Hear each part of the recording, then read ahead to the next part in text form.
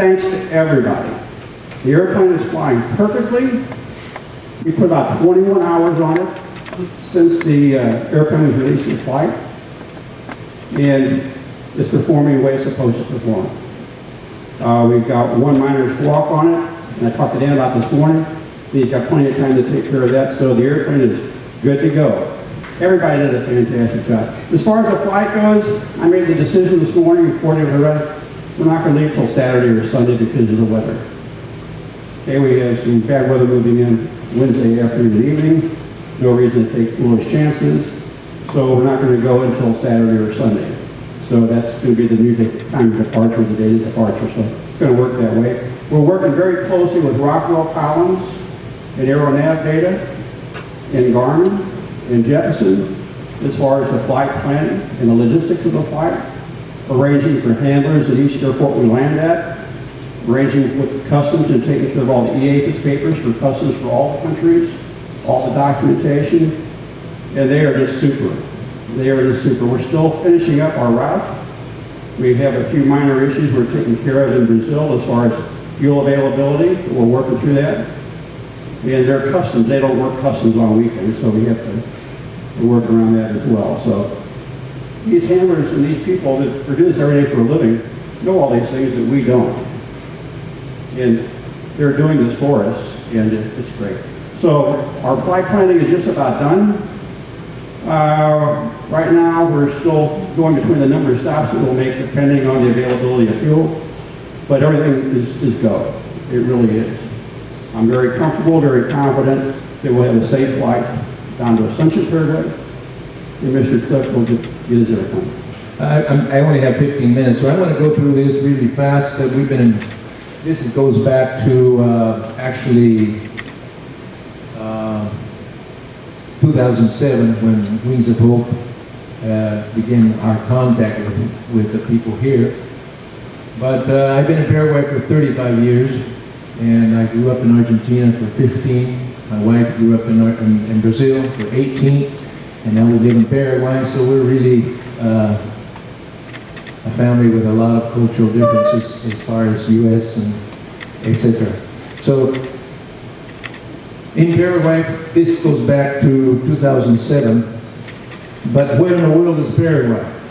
Just to get a general idea, I've had mail sent to Panama, and arrives 2 months later, 3 months later after they resend it.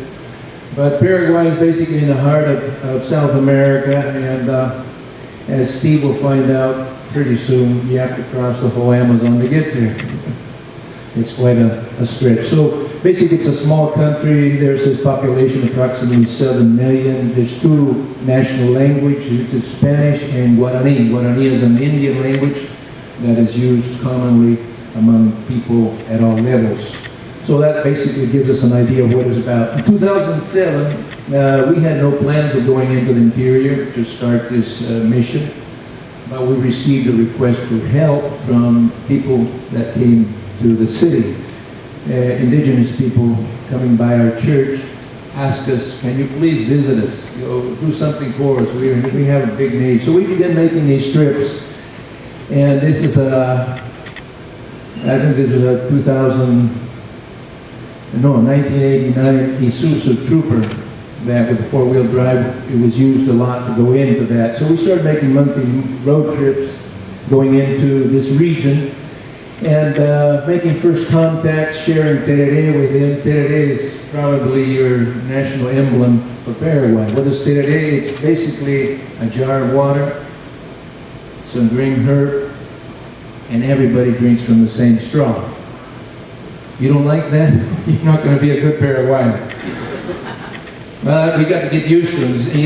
You see people without teeth drinking from the same straw, and all Indians in South, you know the hygiene. But if you want to reach their level, you got to be part of their culture, right? So it's common for them to drink water in great quantities. Our normal temperature in the summer runs around 100 with humidity, so that's a lot worse. So this is typically what you'd find in the interior. This is our first contacts. We did a lot of walking, getting to know the area, the different opportunities, the needs in that part of the country, right? They live a simple life. You can see the houses are mostly thatched roof. The thatched roof is very important because it's available material and also because it insulates from the heat a lot. It's a lot better than normal roofing. Imagine that actually better than fiberglass. You know, the thatched roof is very efficient, except you have to change it quite often. Well, at least every 10, 15 years. And families are usually large, and subsistent living, most of it is cassava or manioc, corn, beans, and some sesame, which is part of their maintenance, right? Just to get a general idea of the background, what it's like. Children are numerous and in need of education. In other words, it's a very large part of the people is the children, the people below 15, 12 years of age is numerous. So we began, our first efforts involved teaching at all ages. We'd have classes for children and the adults would show up. They want to learn to read too, because they want to be able to defend their rights. The indigenous people have been assigned large tracts of land, but they've never been given titles. So it's been a real challenge for them to obtain a title for their land. So being able to read and write helps them defend their own rights. So this began for children, and obviously adults begin to attend also. Volunteers building the first school. We had these people come out as they were group visiting us, and they came out and helped us build the first school. As you can see, it's interesting to know the boards. You see these boards on the side. These are straight boards, and their width and their thickness is basically, you know, uniform. And they cut these with a chainsaw. I've seen them, and I couldn't believe it, with no marking on the log. Actually, this I don't know if you call it a cart or what. These big wheels are used to drag the logs out of the forest. So they use this with the oxen, and then they drag it out. And I've seen them, you know, somebody holding or stopping the log, and they'll start at one end, and they'll cut a straight line all the way down, maybe, you know, 8 to 10 feet. And they'll cut a straight board. It's amazing. And from those boards, this is what the first school was made. So we've had the opportunity of using the locally available material, right? And again, at that time, we started looking for a landing strip, although we didn't have a plane yet. We had that in mind. We never used this, thank God, because of trees, and also because it happened to be used as a road also, so you don't want to land on a road that might have people on it once in a while. So basically that began our first efforts to try to find contacts.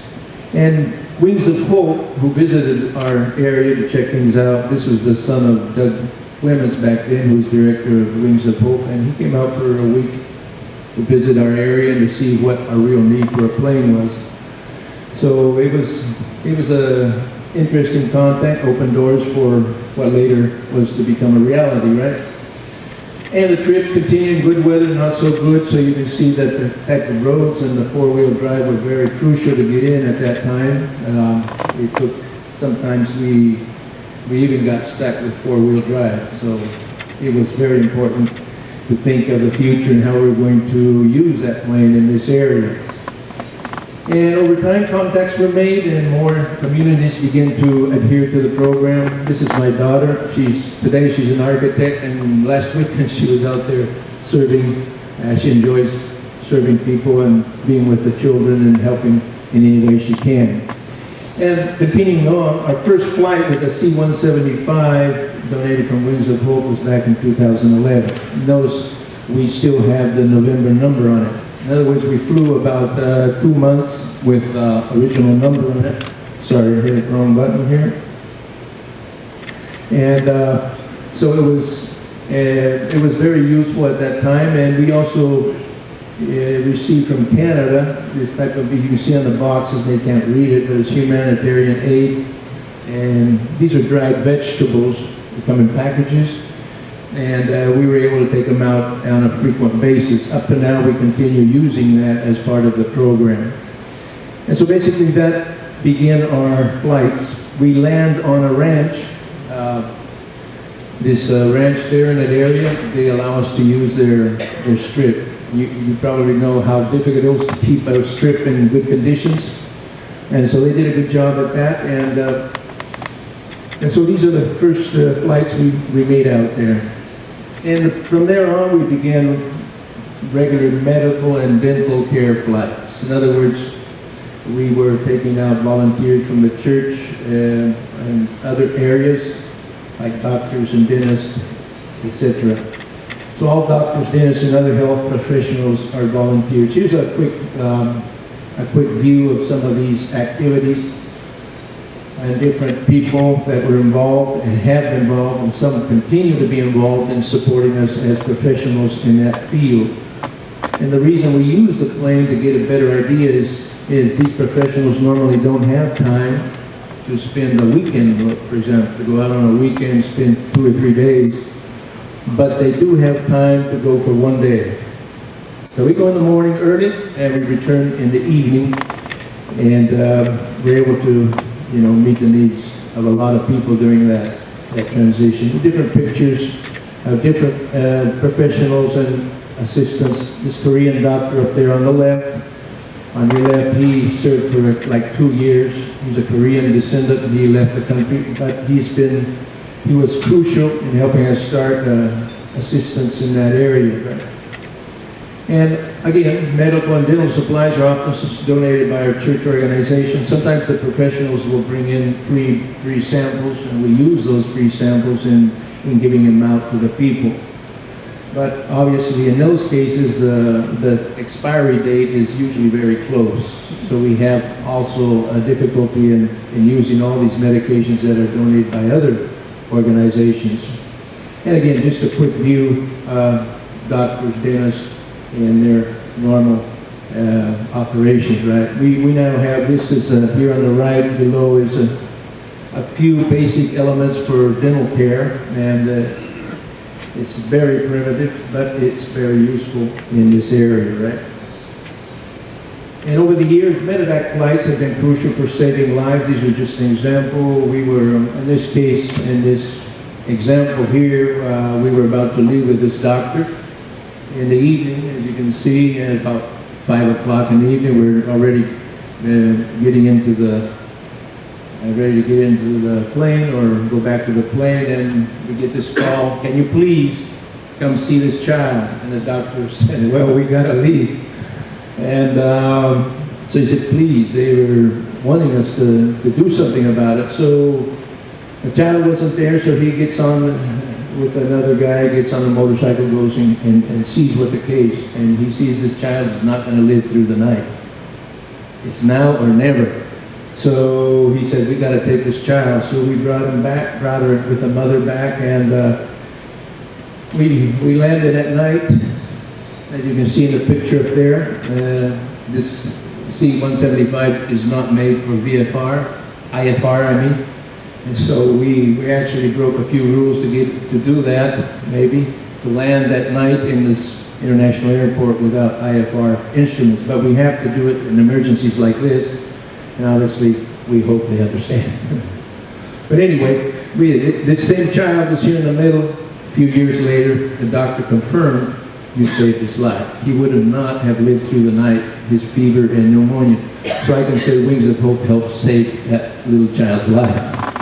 It's everything we do here, whether it's for large groups or one life, I think it's worth the effort. So hopefully it brings certain satisfaction to you to say, I'm part of saving lives in different parts of the world. And these are other cases.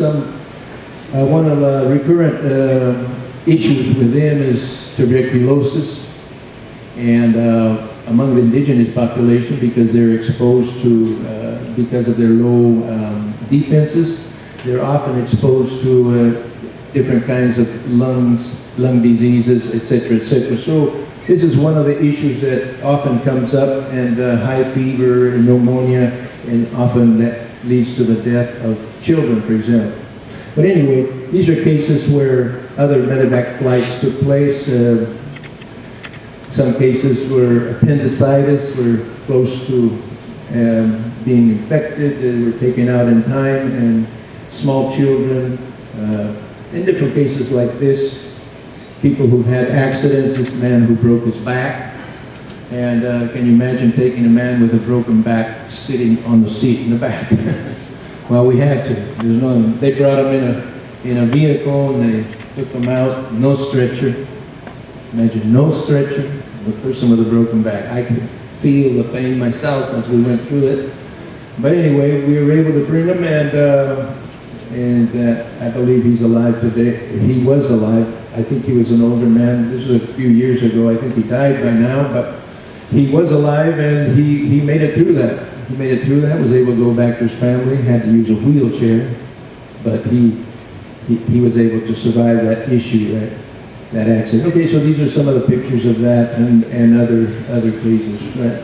Practical aid has also been included in various ways to help meet the needs of the people. You can see we also, I think Wings of Hope was involved in this donation also for chickens. We gave out chickens, and I only had one problem. And these chicks were very small, so you couldn't tell a rooster from a regular chicken.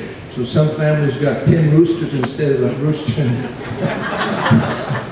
So that's a very unique way of starting a family, right?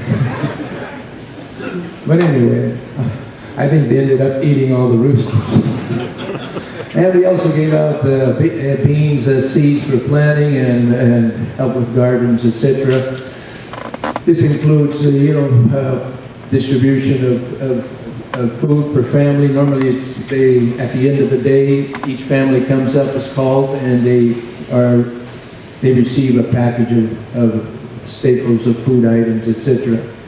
Also with teaching, instruction, and these meals. Usually, you're talking about approximately over 300 people on a regular Saturday.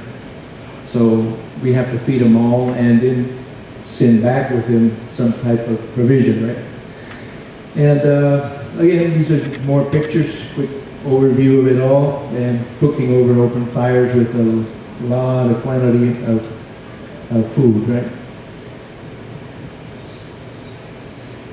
Okay, in the background there, in that selfie I did of the cassava, that's on our property. We have, the church bought like 25 acres out there at the border of the indigenous region, so we could have a base. And from that base is where we're working at, where we have a dental care, attendance, and medical care. So we also try to promote planning the national or available resources on those lands. And the people volunteered from the church help these indigenous people how to make clothes from scrap, and they've even been able to do that for sale as an income for their communities, right? And our mode of transport on the side is by motorbike, and as you can see, the road continues even though it's covered with water, and there's actually a river down there. We have to cross it to be able to get to the communities. So that's basically how we get around in that area. Once we're there, we use the motorbikes that we have available, right? Another challenge these days are still the roads. Healthcare professionals that are available and willing to do that, and the great demand for aid. One of the problems I was talking about turbulence, is our summers are so hot that our turbulence is terrible. I mean, you go on a summer day, you come back in the afternoon, and that plane is going up and down and around and around. And so, if people are scared to fly with me, for obvious reasons, in the morning it's no problem, but in the evening, afternoon, so sometimes that is a problem. People are afraid of flying, and many times it's only in emergencies. But we've been able to overcome a lot of that over time, right? Okay, these are just the final pictures of some of the activities and the groups of people, the children being attended, the packages being handed out, which we try to do on a regular basis. Okay, the challenges for 2020, finishing this presentation, we're reaching out into a new territory. So again, you can see the map of Paraguay here on the right. At the top of the map is a new area called Bahia Negra. We receive requests for help for this area, and medical care, medevac flights, and it's very far to the north. It's about 500 miles north on the riverbanks of the Paraguay River. In rainy season, it's only accessible by boat, 4 days from the capital, or by plane, military plane, currently broken down. That sign is welcome, but welcome is not really very welcome in the rainy season. In fact, you can't do it in the rainy season because of the swamps that surround the area. And currently, the boat that goes there, 4 days trip by boat, is this one on the left. Aquidaban is the name of the boat. And the military plane, which as you can see is up against the fence. How did it end up there? I don't know. Maybe the brakes failed. And it's currently broken down. Thank you very much.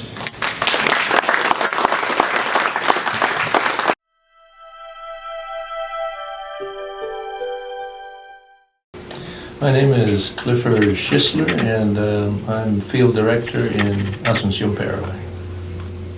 And currently, Wings of Hope has been crucial for our work in Paraguay. We've been, since the year 2011, operating with Cessna 175, which has worked up to recently and right now is grounded, but has been very useful in providing help in the interior of the country on regular visits.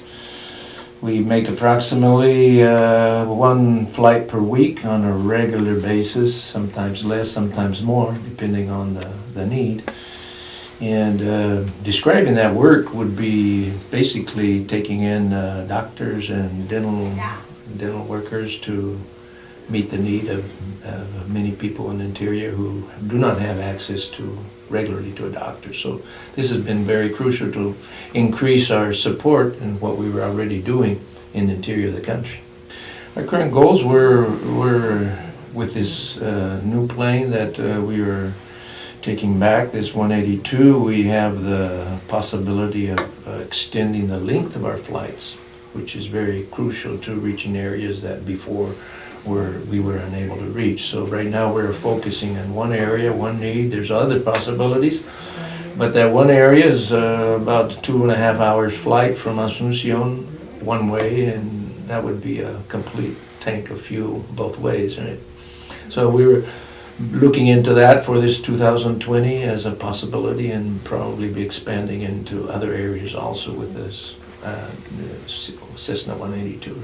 The main needs are related mainly to medical assistant, health care, and availability of medicine, right, and professionals to actually help them in this area. At times we have been able to take medicine in, but due to the lack of expertise in this area, it is also difficult to prescribe medicine to particular cases. And sometimes it is sort of dangerous to leave medicine in that area without some medical professional to direct the prescription process, right? So basically it's been the medical area. The dental has been more on the side because of the need, but it is also important, I would say. And the issues that mainly come up are due to the low defense that these people have in their system, because their eating habits are very bad. So their defense system is very low, and they're exposed to tuberculosis and other lung diseases that affect these communities a lot, more than the regular population of Paraguay. We were able to begin with a car trips, and we've been operating that since 2007. I myself have gone out regularly on trips by car, but the road accessibilities have been difficult, and in rainy seasons we directly have not had to cancel the trips, right? And then the frequency, obviously, one crucial area is because medical professionals or dental, they cannot take more than 1 day off. These are volunteers that come from different, not only from our church, but from other areas too. So for those people to be able to go in for more than 1 day is very difficult. And with the plane, we've been able to take them in early in the morning and return late in the afternoon. And this has made it possible to reach a number of people that otherwise would not have had this aid, this help, right? We've not only just helped them, we've created a base there. Our church has purchased about 25 acres of property in that area. And on that base, we have a couple that are actually indigenous people who are in charge of the local contacts and meeting on a regular basis. Obviously, it was a spiritual need too. But we also use this for practical purpose. It involves teaching them on hygiene and especially teaching skills to Native women about making clothes to sell or even detergent.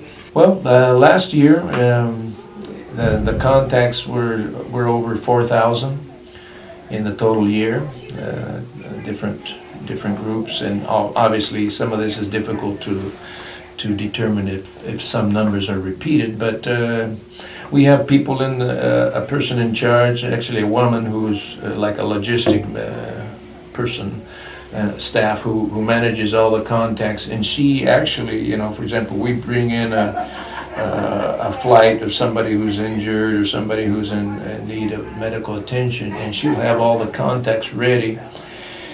And she'll actually pick them up at the airport and take them to the indigenous hospital, because in Paraguay they have a procedure. We have to go through the indigenous department of the government before they can be derived to other hospitals. And she does all that footwork, which actually the government should do. And so we have, and she had last year, she had over 890 or 800 and some people that she personally attended to in the city that came in from the interior. So she stays quite busy throughout the year. In fact, she was telling me this morning, we have I don't know, sorry if you call it in English, dengue. It's a dengue fever, and a lot of that is taking place right now at this moment, and she's having to attend these people that are coming in from the communities and connecting them to different hospitals to receive attention, right? Yeah, I would say one of the changes since I first began going in 2007 was the fact that these people are known for being nomads. In other words, the whole tribal structure of their background, actually they went beyond Paraguay. They went into Brazil and part of Argentina originally, hundreds or maybe thousands of years ago. So it's an extensive indigenous population. They were used to living off the land, hunting, fishing, and also moving around. They did not depend on local farming, etc.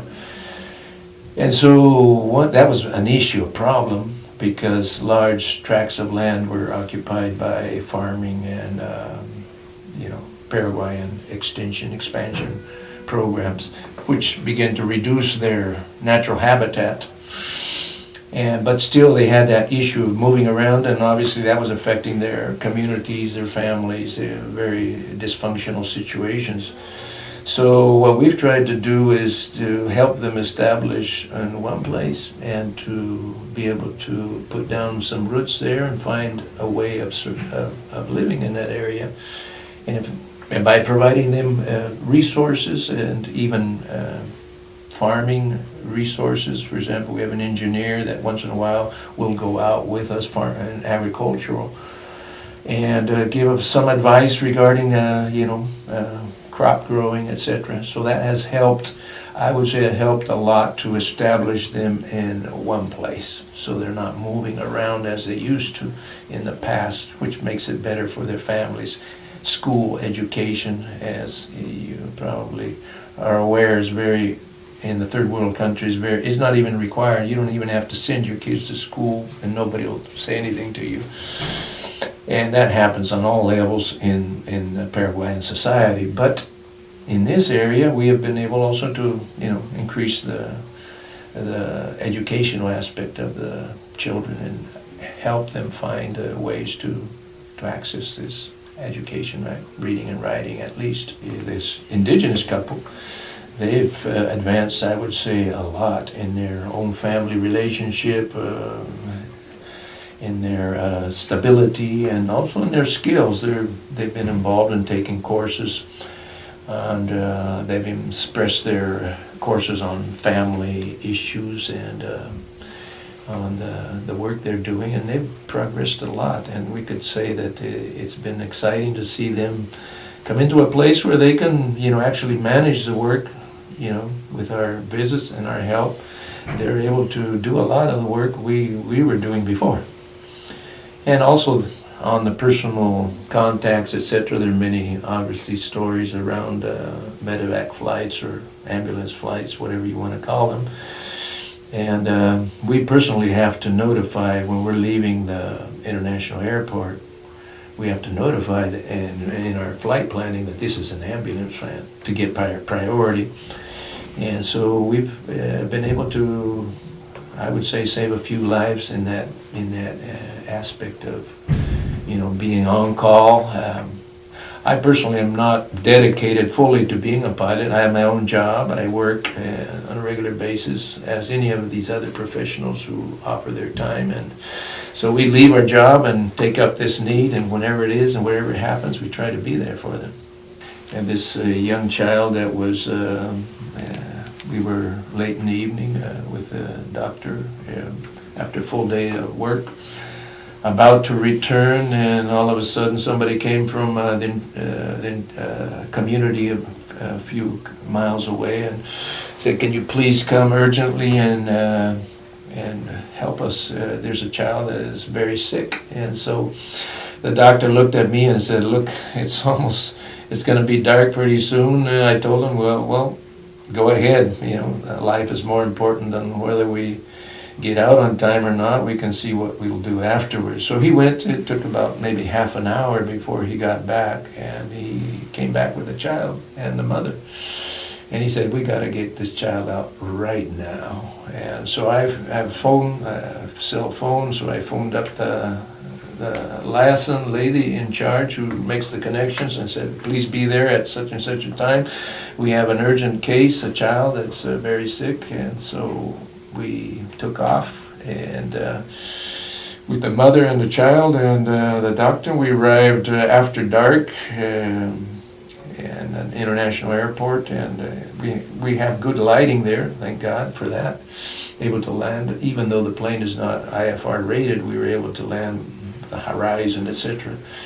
And the child, they were waiting, and immediately took the child, the baby, I would say maybe the boy, he was about, I would say, 6 months old.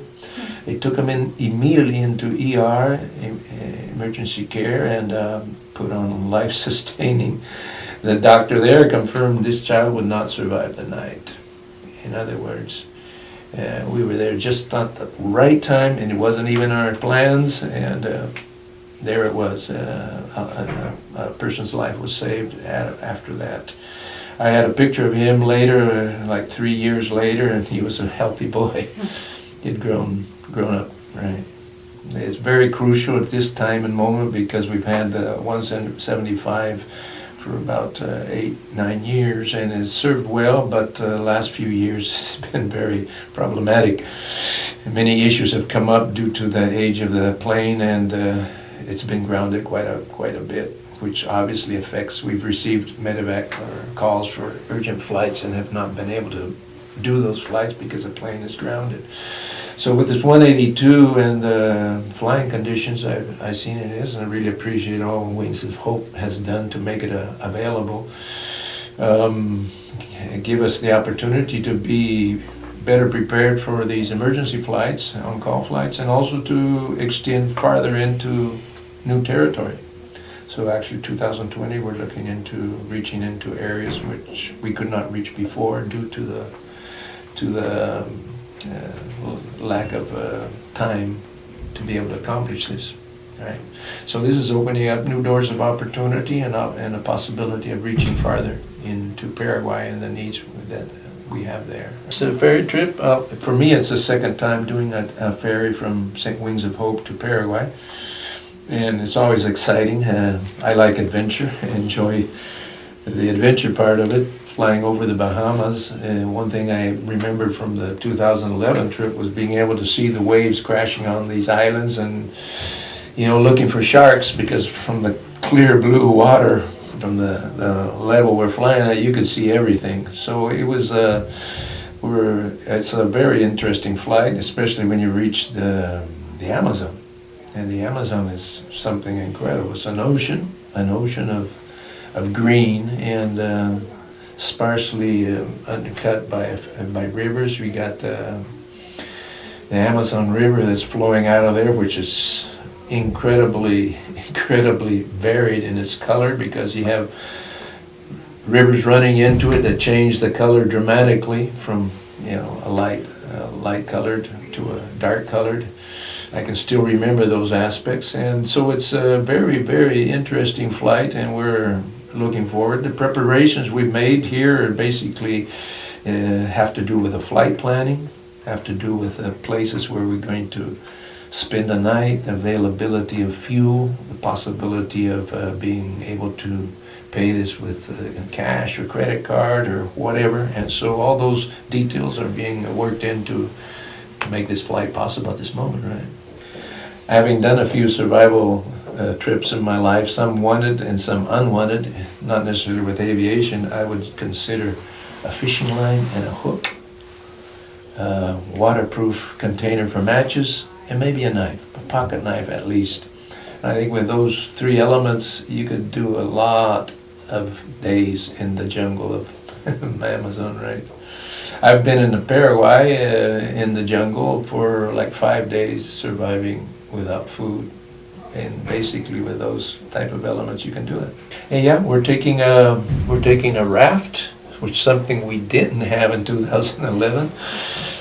I'm more concerned about having a life vest, but I think that it is a crucial element in case we had to do some water landing, and being able to be out of the water for at least a few hours or maybe more. I think we have some spot tracker to help locate the plane in case we had to go down for some reason. And the water raft is very crucial to be able to survive in the ocean, for example. We have, I think it's approximately at least a day and a half over the ocean. That means stopping in Trinidad and Tobago and maybe the Virgin Islands, American Virgin Islands. So you got a lot of ocean in between, and it's important to have survival equipment in those cases, right? And I thought it was an excellent idea to get young people involved, especially at that age, to see the opportunities. I think if I would have had that opportunity at their age, I would have taken it full blast. I would have loved to have done it. I've always loved aviation, but I've not been able to dedicate my life in that direction necessarily. But there are many opportunities in that field today in any country of the world, and especially in these type of programs. I think it's so crucial for young people to have those type of skills, aviation skills. So I encourage them, definitely. Well, I would like to thank them from the bottom of my heart and from all the Paraguayan people for their time spent. I understand it was a summer program. All their time spent in preparing this plane, and I can guarantee that this plane will be used specifically and uniquely for serving others and for saving lives in Paraguay. Thank you very much from the Paraguayan people who benefit from this, to all these kids and those who were involved with them. The annual of the plane was done at that time, and it involved examining all the crucial parts of the plane, as an annual does require. And I think these kids did a great job. I saw a few pictures of some of the kids working on it. They looked like they were very enthusiastic about what they were doing, and with the supervision, obviously, of the experienced mechanics, I would say that was a great, tremendous job they did, and I'm very grateful for that. Right? Well, I grew up in a missionary family, my wife also. So we're actually in Paraguay as a result of a decision we made many years ago of continuing, my parents' footsteps, my wife's parents' footsteps, and we felt a need to leave our friends, family, and in the U.S. and go back to our roots. So we went back to Paraguay, and we began working with local groups there, churches, and then we started a new work in a different part of the city, outskirts of the city, of the capital city, and from there, a simple home meeting, we grew into, over the years, into a full-grown church, and we had the vision of a Christian school, which is something difficult for Americans to understand because education in public school is pretty much, you have a good level of education, I would say, in the U.S. compared to third world countries. But in third world countries, public education is very low. And most people, no matter what religious background they are, will have no qualms about sending their kids to a Christian school. Even though they're Catholic, we're evangelical, they'll send it to a Christian school because they know it's better education, and the values that are taught are very important values for the children. So we've started a Christian school in this church, and we currently have maybe 200 and a little over 200 students on a regular basis, and it's also been a good field of helping lives, touching homes, helping people through difficult times. So besides being a school, it's been a counseling center, a place for meeting people at their level, at their needs, especially with their children and dramas they face today. And so that school has been important. Then over the years, we opened a children's home, also out of a need. A lot of kids on the streets. Sorry to say, Paraguay still has a very deficient program to meet these needs as a government. So in spite of their efforts to meet this need, it's still there. You still see kids begging at traffic lights. And so it is a need. I've been at 11 o'clock at night sitting in my car and a little kid who can't reach the door handle of the car asking for help. You look around and see where are the parents, and you see nobody, and they're probably hiding around the corner. It's a typical way of doing things, and so they'll have kids out on the street. So we late at night, and the governments should have done something. They've tried to, but they haven't been effective. Anyway, we were recognized by the government as a institution for children, and not too many children at this moment, probably 16 or so, 17. And but we've been working for years in this area and have seen very good results in meeting the needs of children in that area who otherwise would have been probably on the street or maybe not even alive. And so we've taken that as a challenge, and then again in the interior we've moved out from the city to different parts, like going north or south, even east from our present location. So we probably have, I would say, 1, 2, 3, 4, maybe 3 or 4 other locations besides this indigenous group where we are actually actively involved as a church. We have children's, what they call comedores in Spanish, which are like lunch. Provide a lunch for children on Saturdays, have a program for them, reach out to them and provide food and certain teaching and games sometimes. And so this has also been a regular part of our program. And I'm grateful to say today that I am no longer the main person there. I just help supervise. I keep an eye on things and meet with leaders and do a little bit of training there. But currently this church, a national organization, is called Iglesia Centro Cristiano Silo. In Spanish, and no translation, obviously a Christian church, and recognized by the government. It's not affiliated with any American organization or otherwise. It's a national organization. And so we're working in that way, reaching out into different areas with the volunteers that we have in the church. So basically, that's a general picture of who we are and what we're doing today in Paraguay.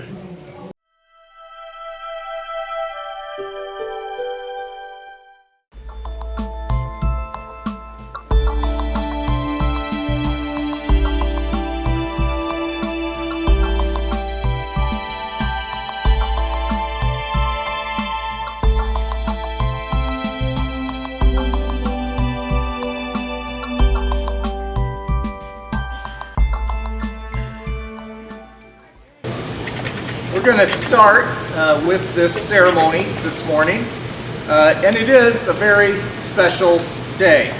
It's a special day because it's a culmination as well as a continuation.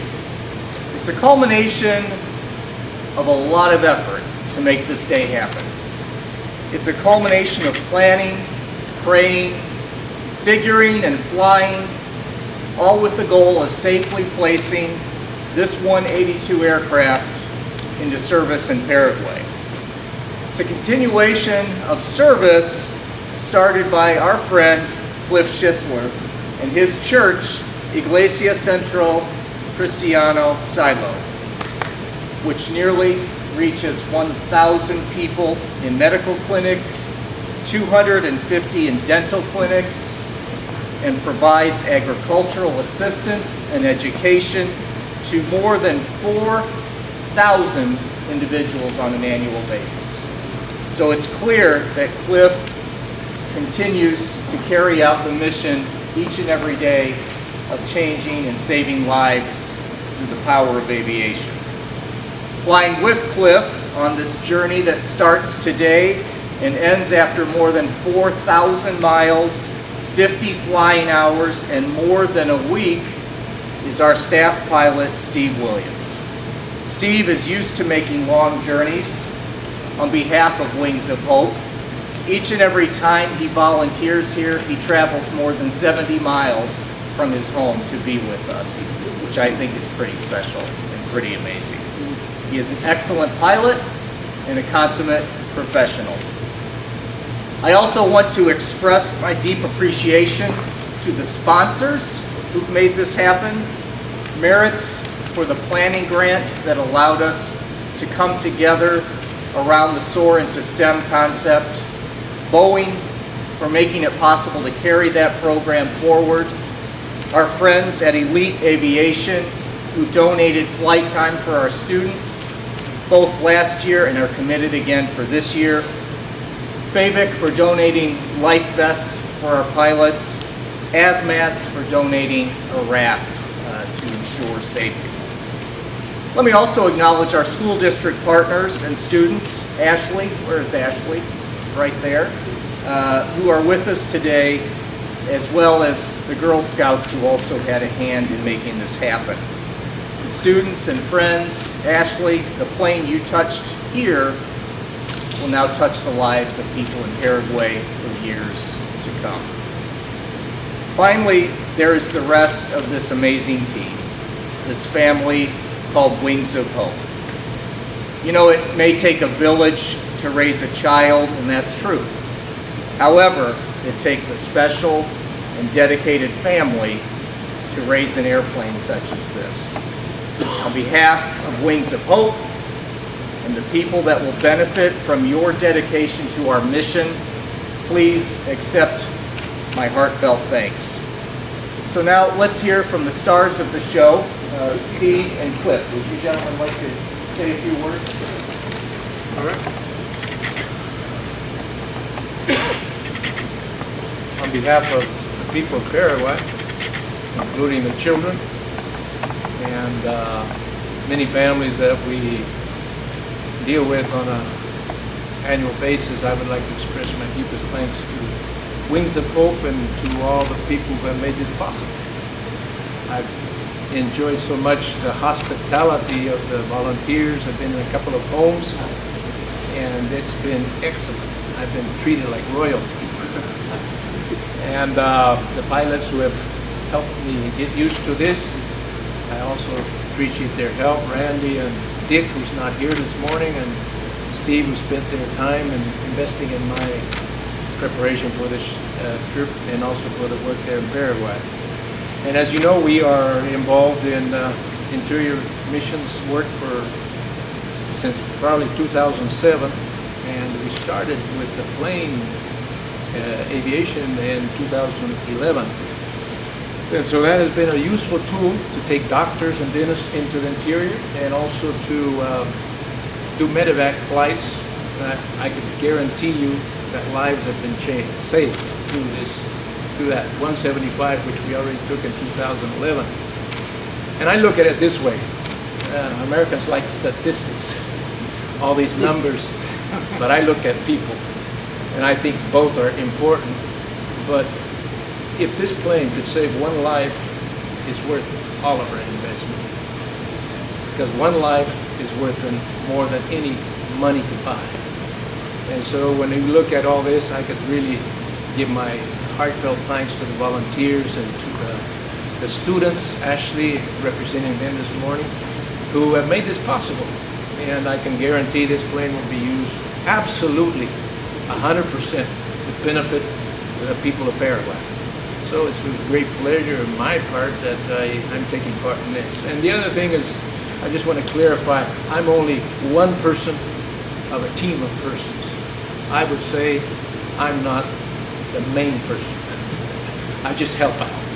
There's other people on the ground who do a lot of logistics, footwork, who travel on a monthly basis, who sacrifice time, energy, nighttime hours, helping people, connecting people with hospitals, and receiving people at the airport when they come in, and that has been invaluable help.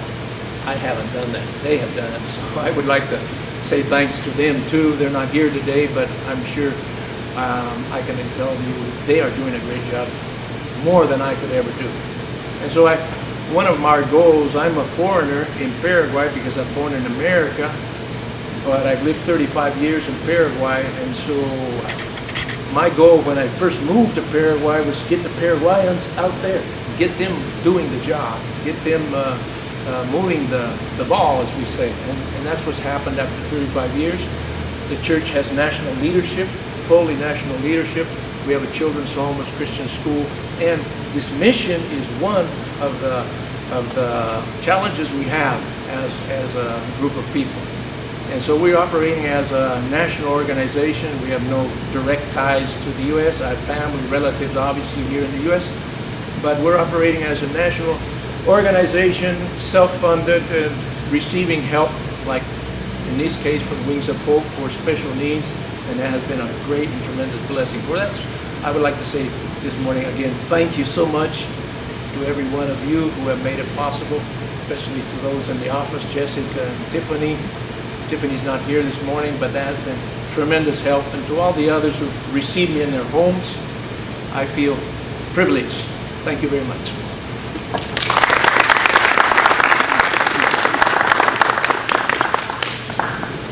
Actually, I feel like I'm the luckiest person in the world to be able to take this trip as a whole. It is so important to give back in life.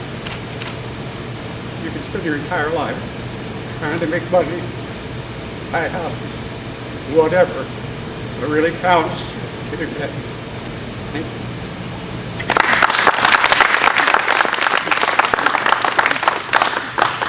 Well, it's now my honor to ask my friend and longtime cornerstone of Wings of Hope, Pastor Larry Lemke, to lead us in a blessing over the airplane in just a moment. Larry has served as board chair, mat pilot, volunteer, and supporter in so many ways. And this weekend is a big one for Larry as well, as tomorrow he embarks on his own journey. He will receive ordination in the Lutheran Church and continue service as the official clergy of his congregation. So Larry, congratulations. It's our tradition, our custom when we bless a plane to form a circle around the airplane. So if you'd please join us in the circle.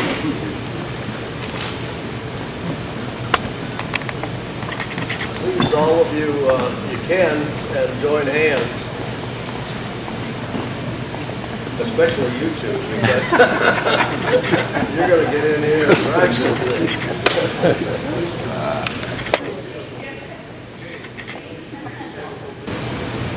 Lord, we thank you for watching over Wings of Hope for all these many years. We could have not done the work that we do helping the poor and needy people of the world without your help and keeping us safe. We ask you now to bless this airplane and its crew as it continues the work that Wings of Hope and its partners do around the world. We are thankful for all the work that has been done on this airplane by those involved in STEM and the volunteers here at Wings of Hope. Give safe travel to Steve and Cliff as they wing their way towards Paraguay, where they will be doing your work in this hurting world of ours. We ask your blessing on all the work